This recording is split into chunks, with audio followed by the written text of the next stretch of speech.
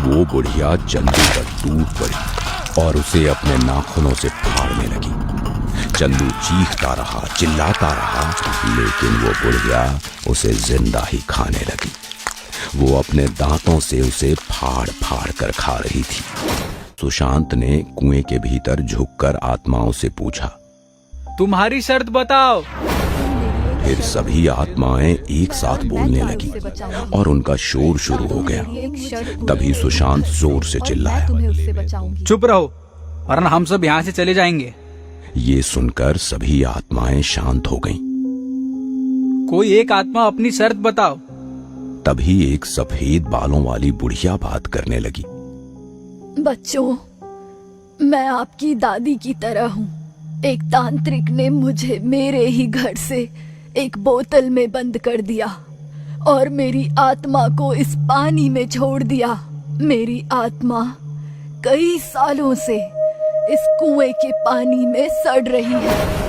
बूढ़ी औरत आगे बोल ही रही थी कि तभी उस सुंदर औरत की आत्मा ने उसे टोका और बोली, इस बुढ़िया की बात मत सुनो, ये पापी है। इसके मरने के बाद इसने अपने बेटे और बहू को काफी दुख दिए हैं। इसने खुद के बेटे का ही पैर सड़ा दिया, उसके पैर सड़ गए और डॉक्टरों ने उसे काट दिया। अब वह जीवन भर के लिए विकलांग हो गया है। ऐसी निर्दयी औरत की आत्मा को तो कुएं में ही सड़ जाना चाहिए। ये सुनकर बुढ़िया गुस्सा हो गई।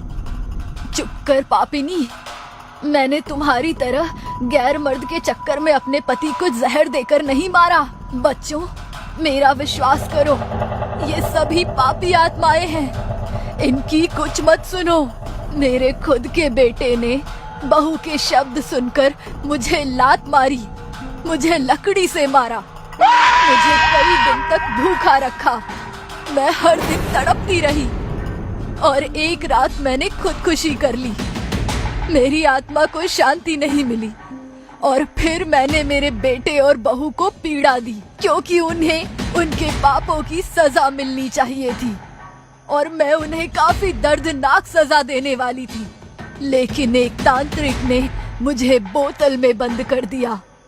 यदि आप मेरी जगह होते तो आप यही करते।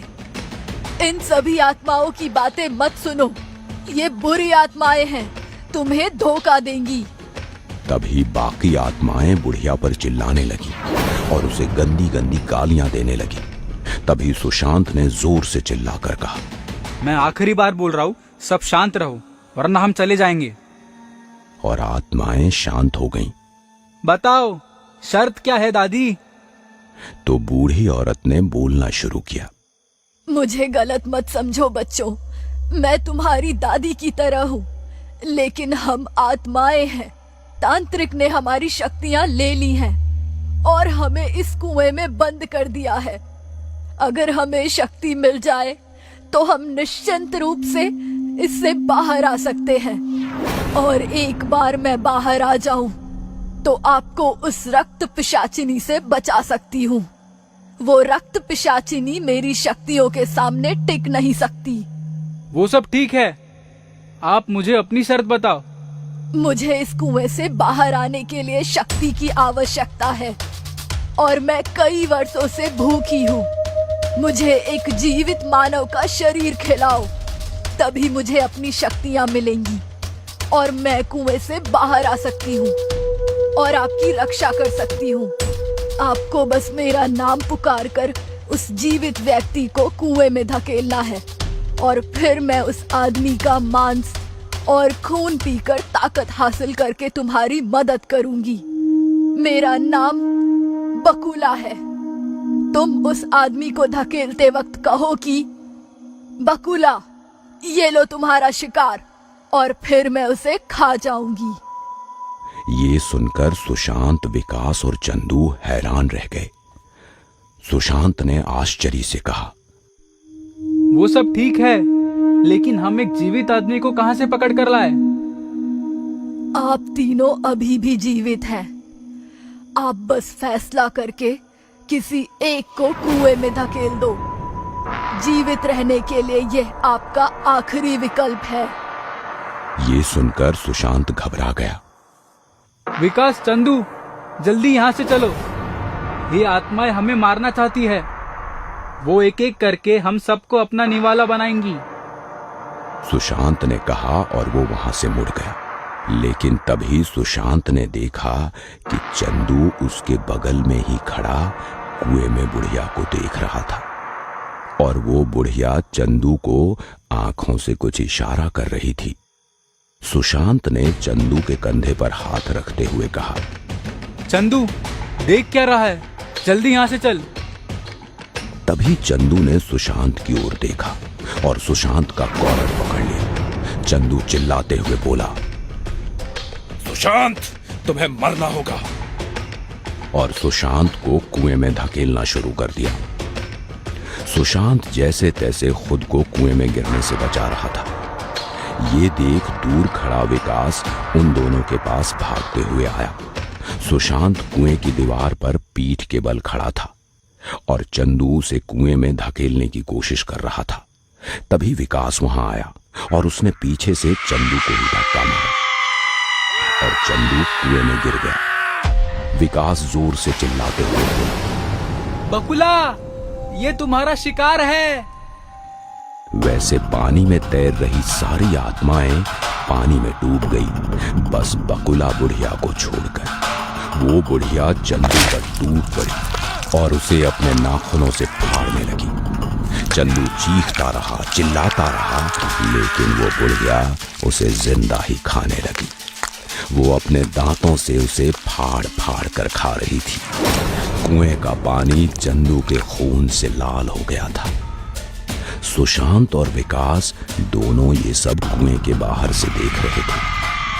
बकुला बुढ़िया ने चंदू के शव को हड्डियों के साथ खा डाला और जोर से डकार मारी। ये देखकर सुशांत ने ऊपर से कहा, दादी, जल्दी ऊपर आओ और हमें इस जंगल से बाहर निकलने में मदद करो। तभी बुढ़िया जोर जोर से हंसने लगी और बोली, अरे मूर्ख, तुम कितने मूर्ख हो। बुरी आत्माएं कभी किसी की मदद नहीं करती। तुम्हारा दोस्त तो मर गया, अब मरने की बारी तुम दोनों की है। मुझे भूख लगी है। बुढ़िया जानवर की तरह कुएं की दीवार पर चढ़ने लगी। ये देखकर विकास और सुशांत की रूह कांप उठी। विकास, भाग! सुशांत चिल्लाया और कटीली झाड़ी के रास्ते वहां से भागा। विकास भी उसके पीछे भागने लगा। बुढ़िया कुएं के किनारे पर बैठ गई और उसने दूर से उन दोनों को भागते हुए देखा। उन दोनों के शरीर से आती हुई खून की गंध उसकी नाक में जा रही थी। उसने अपनी जीभ को अपने होठों पर घुमाया और एक जानवर की तरह दहाड़ते हुए चारों पैरों पर भागते हुए उनका पीछा करना शुरू कर दिया। सुशांत और विकास जान बचाकर भाग रहे थे। बूढ़ी बकुला उनसे ज्यादा दूर नहीं थी। तभी विकास भागते हुए गिर गया। सुशांत आगे निकल गया था, लेकिन विकास की आवाज सुन वो वापस मुड़ा। विकास की पैंट डर से गीली हो गई थी। उसे कुछ भी समझ नहीं आ रहा था। उसे अपनी मौत सामने दिख रही थी। वो बुढ़िया कुछ ही दूरी पर आकर जानवर की तरह बैठकर उन दोनों को देख रही थी। तभी बुढ़िया हंसते हुए बोली, मजेदार खाना। सुशांत विकास के पास बैठा था और उसे उठाने की कोशिश कर रहा था। तभी बुढ़िया उनकी ओर दौड़ने लगी। ये देख सुशांत ने पास ही का एक पत्थर उठाया और जैसे ही बुढ़िया उसके ऊपर छलांग लगाने वाली थी, तभी उसके सिर में उसने वो पत्थर मारा। बुढ़िया नीचे गिरी। सुशांत ने खुद को संभाला। बुढ़िया जमीन पर जानवर की तरह बैठ गई और सुशांत की ओर गुस्से से देखने लगी। और बुढ़िया गुस्से से अपने होंठ दांतों में दबाते हुए बोली और सुशांत की ओर गुस्से से देखने लगी। और बुढ़िया गुस्से से अपने होंठ दांतों में दबाते हुए बोली, तुम्हें तो मैं नाखूनों से कुरेद कुरेद कर जिंदा खा जाऊंगी। और वो सुशांत के ऊपर छलांग मारने ही वाली थी कि तभी दूसरी ओर से रक्त पिशाचिनी उसके ऊपर और दोनों के बीच हाथापाई शुरू हो गई।